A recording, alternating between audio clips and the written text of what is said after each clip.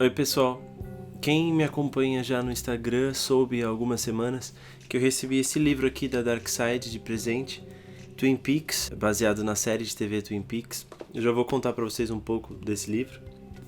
Eu fiquei muito feliz quando eu recebi e eu percebi que era uma chance de eu adiantar a leitura dele e trazer aqui para vocês esse tema, porque hoje eu tô gravando no domingo, dia 21, e hoje à noite estreia a terceira temporada da série. E faz 25 anos que a segunda temporada foi exibida. Eu quero agradecer primeiro a Dark Side pelo envio do livro e recomendá-lo, porque é um livro que ele é essencial para quem já gosta muito da série, e ele é também uma chance de quem não conhece a série ter uma entrada. Tem um pouco de spoiler, sim, mas fala-se aqui na verdade sobre o processo de criação da série, como foi encontrar uma locação, como foi encontrar os atores. Então aqui o Brett Dukes, ele faz um compilado de relatos dos atores e dos diretores que revezaram com o David Lynch. Então é importante dizer que não é um formato narrativo esse livro aqui.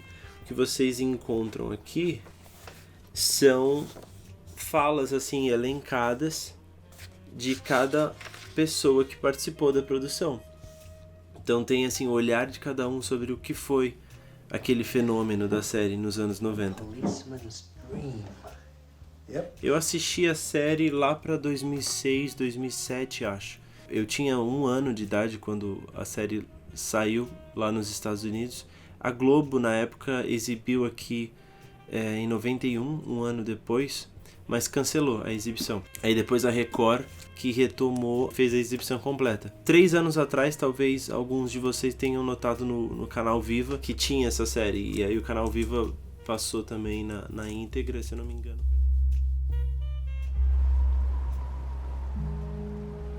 Twin Peaks é importante dizer que representou um divisor de águas na época, porque foi uma produção cinematográfica na TV. E na TV norte-americana eles estavam bastante saturados com um formato fechado, pouco elaborado. E o David Lynch, que era um nome já feito no cinema, o diretor que já era conhecido pelo Veludo Azul e Coração Selvagem, quando ele aparece na TV levando o estilo dele, a estética dele para a TV, surpreendeu e chamou muita atenção na época. E ele causou uma revolução com essa série Twin Peaks, porque não era só a estética do cinema que ele estava desenvolvendo na TV, era também a estrutura dos episódios e a natureza do tema, como ele desenvolveu a ambientação. Era algo muito novo, era algo muito arriscado. A chance da audiência não responder bem era grande. De início foi um sucesso absoluto. Depois as coisas foram ficando um pouco mais estranhas e os fãs que já gostavam desse aspecto da série continuaram a gostar, mas a ABC, a emissora ABC, na época tirou a série das quintas-feiras, se eu não me engano, e colocou aos sábados. E uma teoria que se tem é que eles tenham feito isso para já afastar a série e diminuir a audiência, porque eles deixaram de acreditar na série. Essa é a ideia que se tem hoje. E eles teriam deixado de acreditar na série porque ela era muito arriscada. Os temas e os donos da emissora, eles eram muito conservadores, e o que o David Lynch estava trazendo e desenvolvendo ali era algo que eles pouco tinham controle. Os episódios eles eram desenvolvidos em segredo, a emissora não tinha o corte final era do David Lynch, então eles queriam tirar uma cena tal porque ela poderia chocar, e o David Lynch batia o pé e colocava a cena. Então esse atrito, ele afastou a série de uma terceira temporada e encurtou a vida da série.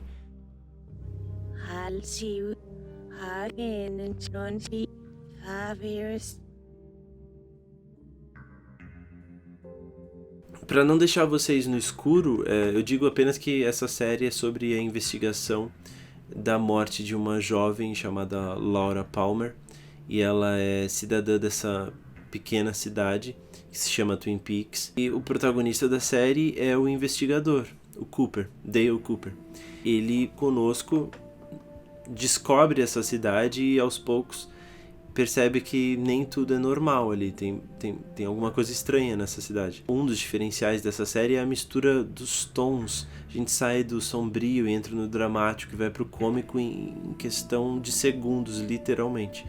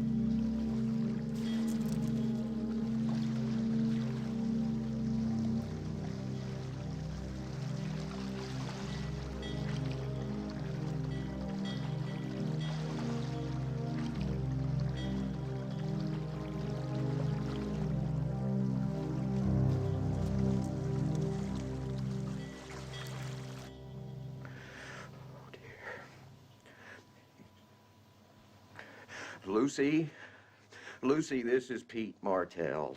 Lucy, put Harry on the horn. Sheriff, it's Pete Martell up at the mill. I'm gonna transfer it to the phone on the table by the red chair. The red chair against the wall. The little table with the lamp on it. The lamp that we moved from the corner. The black phone, not the brown phone.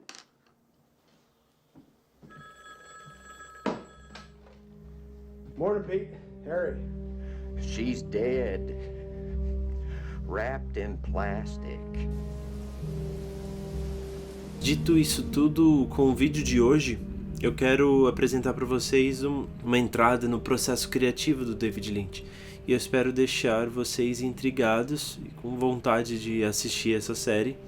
A boa notícia é que a Netflix, aqui no Brasil, ela confirmou que a série será lançada um dia após cada exibição lá fora. Lá fora a produção é da Showtime e aqui a Netflix vai exibir semanalmente. Segunda-feira já deve estar na Netflix. Eles ainda não deram confirmação de que as 2 temporadas antigas estarão também no ar. Já estiveram uma vez no serviço deles, mas não está atualmente. Se vocês nunca assistiram e não querem esperar, eu aconselho experimentar assistir a 3ª temporada. Pelo pouco que já foi mostrado, eu tenho uma suspeita de que os episódios eles vão dar lugar a quem é novo. E talvez a experiência seja diferente, seja interessante em outros sentidos, entrar nessa nova narrativa. De qualquer maneira, é imprescindível depois, quando possível, voltar e ver as 2 temporadas anteriores, que o sentido vai ser ampliado. Diane, 11:30 a.m., February 24th. Entering the town of Twin Peaks. It's 5 miles south of the Canadian border, 12 miles west of the state line. Never seen so many trees in my life. As W.C. Fields would say, I'd rather be here than Philadelphia. 54 degrees on a slightly overcast day.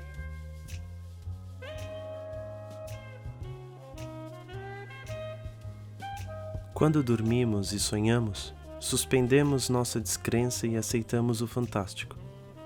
Aceitamos a ilusão de uma outra realidade, o maravilhoso e o estranho.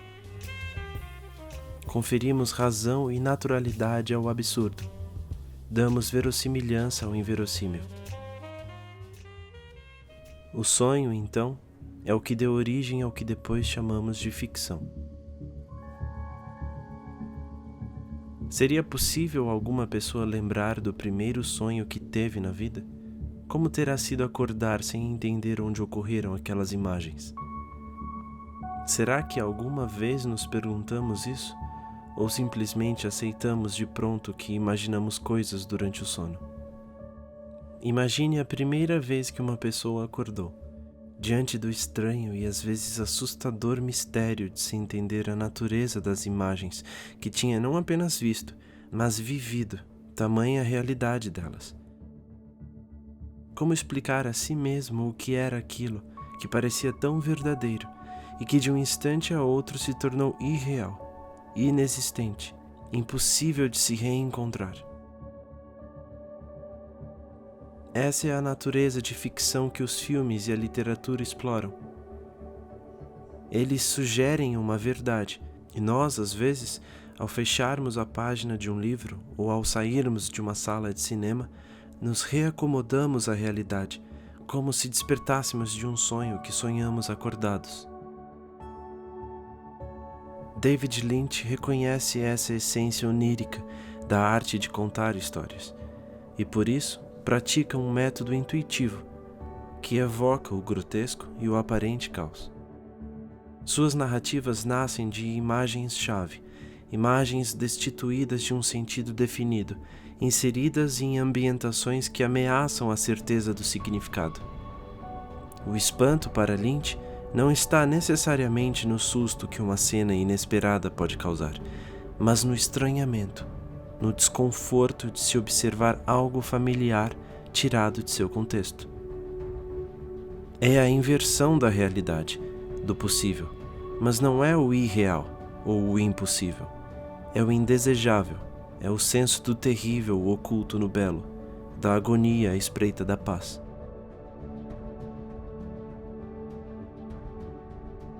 Numa entrevista com a cantora Patti Smith, em 2014, Lynch deu a seguinte imagem para ilustrar o que ele experimenta como o ato da criação.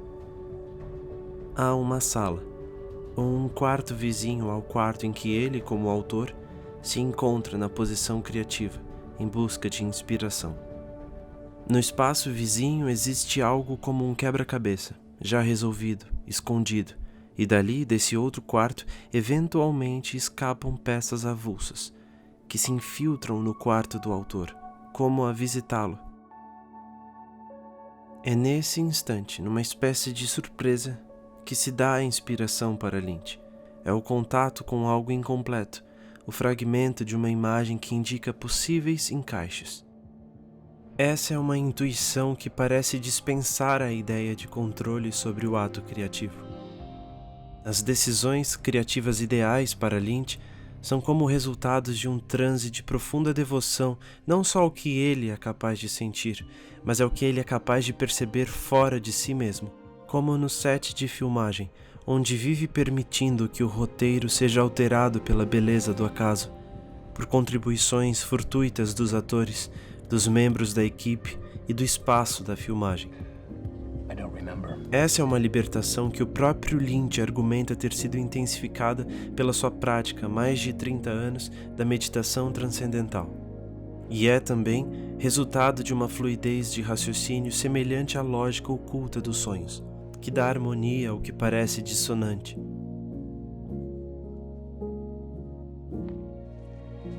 Nos sonhos, o significado parece reger as aparências. É uma lógica inversa ao que experimentamos acordados, quando com o uso de palavras envolvemos as coisas com um significado imposto pelo sentido convencionado. Na lógica do sonho, o significado envolve a imagem e altera as aparências, coagindo a mente a abandonar a ordem das palavras. Assim, a imagem alterada, estranha, pode parecer um vazio de sentido, um buraco a chamar nossa atenção. Para a experiência do sonho, não utilizamos da interpretação. Nós vivemos o sonho quando estamos inseridos em sua desordem e caos. Não pensamos em descascá-lo, desvendá-lo. Aceitamos permanecer vendados. A interpretação é, então, para o sonho, o não sentir. Interpretar é não sonhar. É uma ideia posterior, do consciente, que busca ordenar as imagens, medindo os vazios de sentido, os buracos, delimitando as formas ao redor desse vazio, a fim de construir significado.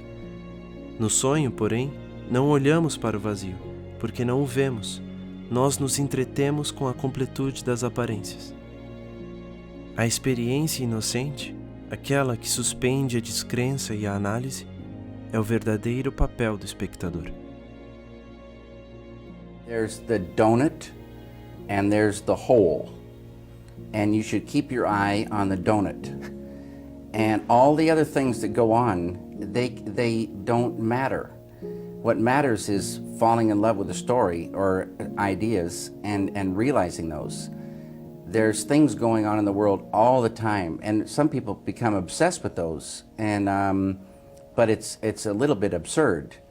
And so your job is to stay focused and hope that the ideas keep coming and you're able to, realize them. But let's look at the hole instead of the donut. Let's keep our eye on the donut. No, the hole is so deep and so bad. The donut is a beautiful thing.